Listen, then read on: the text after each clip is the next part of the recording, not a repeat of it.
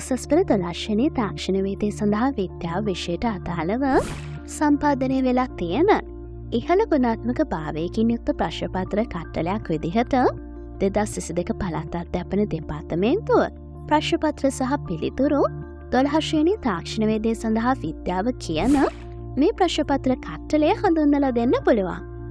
2019 වර්ෂයේ වයඹ පළාතේ පළමු දෙවන සහ තෙවන වාරයත් 2020 වර්ෂයේ දකුණු පළාතේ දෙවන වාරයත් 2021 වර්ෂයේ වයඹ පළාතේ තුන්වන වාරයත් 2022 වර්ෂයේ නැගෙනහිර මධ්‍යම පළාතට තුන්වන වාරයත් ඌව පළාතේ ඒකක පරීක්ෂණයට අදාළ ප්‍රශ්න පත්‍රත් මේ ප්‍රශ්න පත්‍ර කට්ටලයේ අන්තර්ගතයි.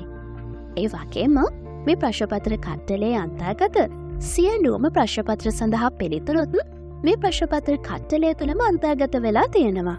නොලෙජ් බැංක් ආයතනය මගින් ප්‍රකාශයට පත් කළ තියෙන මේ ප්‍රශ්න පත්‍ර කට්ටලය ඉහළ ගුණාත්මක භාවයකින් යුක්තයි.